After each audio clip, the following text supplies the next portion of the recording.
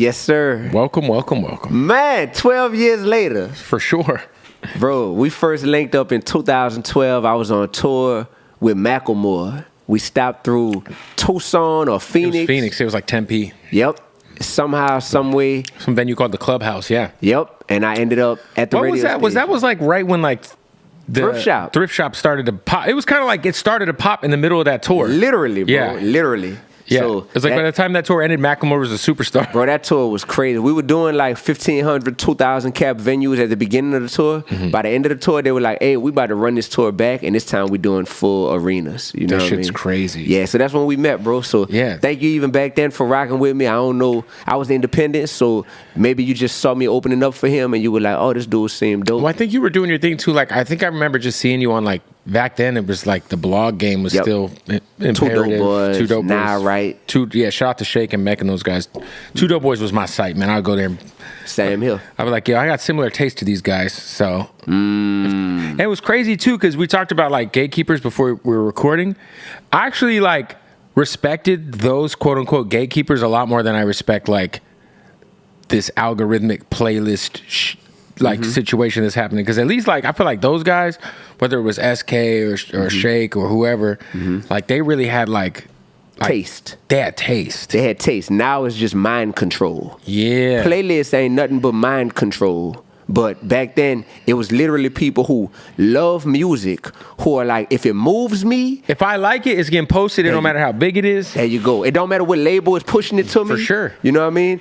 There was integrity. There was integrity back then. And it's crazy too, because there were more gatekeepers than per se during the blog era, but those dudes at the very least had like, in my opinion, like great taste. You know what I mean? Like I found so many artists on those sites that were like ground level artists. You know, bro, like I am who I am today because of blog era hip hop. So the allhiphop.coms of the world. Shout out to my man Chuck the Shake and Meccas from Two Dope Boys. The Tuma Basa from MTV Jams. You heard me back then. Yeah. Oh man, like she's at YouTube Music now, right? Yeah, John Gotti from the Smoking Section. Yo, I love the smoke, bro. Speaking of guys, the Smoking Section was one of my fucking favorite sites. Yeah, bro. I found like Ritz on there. Who else? I found a lot of like. That was a good time, man. That was a good time, bro. So we're like now that there's, because we're talking about gatekeepers, because you've been through kind of like, I would say, a lot of iterations of like what it means to be an artist in terms of like your experiences with the industry, right? Because you've been on a major label as well, and now you're back to kind of, you're fully independent? Fully independent.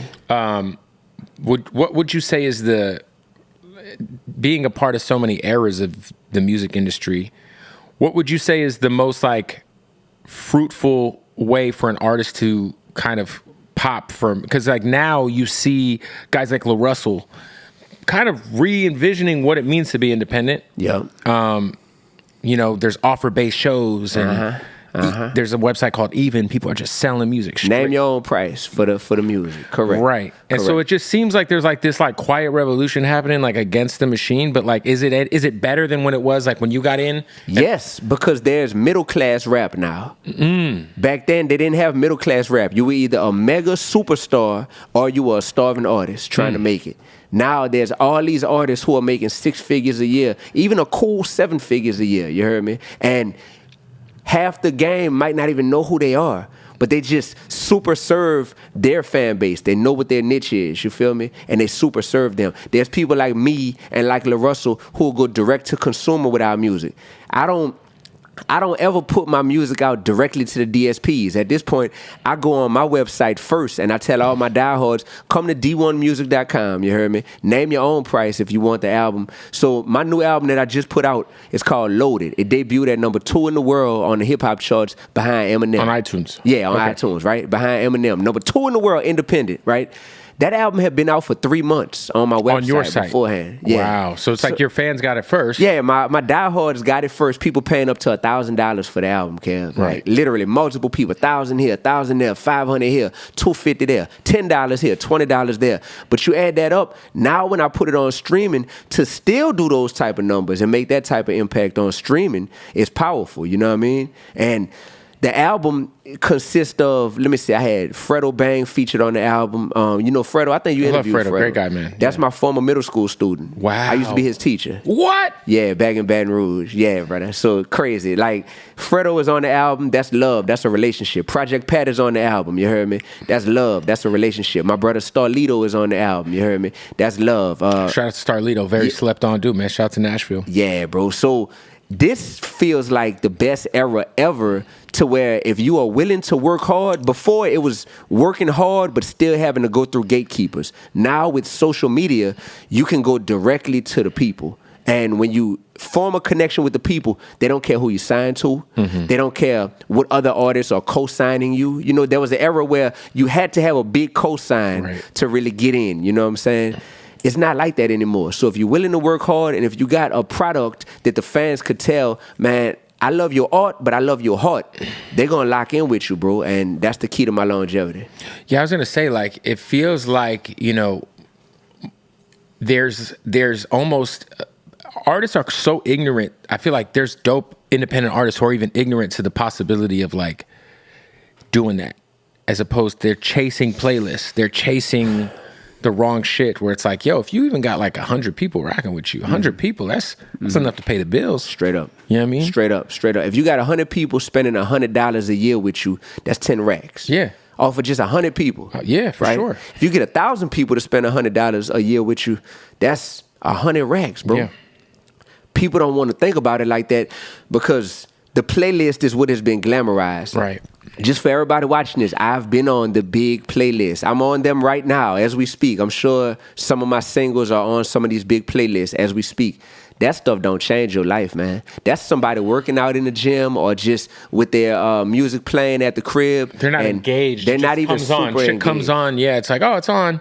And then, like, you're making minimal money off of, I think it's $3,800 some odd off of 1 million streams. Yeah, so you're making 1/3 of a penny for every individual stream. So then you do the math, and I believe, like you said, on 1 million streams, that might come out to like $3,800. Bro, if somebody listen to my music 1 million times, bro, I better be making more than that. No, it's actually crazy. It's like, I feel like there has to, and then there are major labels who have ownership stake in some of the playlists or in some of the DSPs. There you go. In Spotify. Yeah. And so it's like, at what point in time is this whole thing like rigged against like an artist that isn't in that system?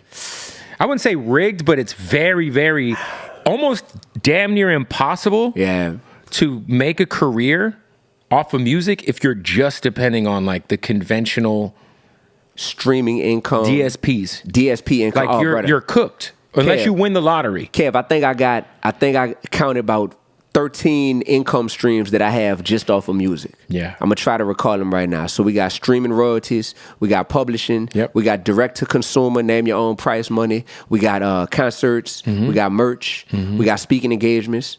Currently, I'm a college professor. I'm at Harvard University and a professor at Tufts University in Boston. I teach a course called The Intersection of Hip Hop and Social Change. So teaching, you know what I mean? You got features, collabs, you feel me? You got brand partnerships and endorsements when you can get those. That's 9 right there. You got, I know I'm forgetting some more because I always think about them. That's an easy, off the top of my head, quick 9 right there. You know what I mean? Oh, you got sync licensing. Yep, syncing is big. Yeah, when you get your song synced in movies and in commercials and all that.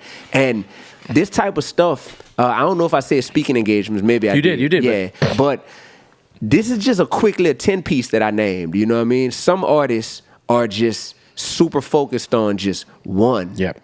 One stream of income.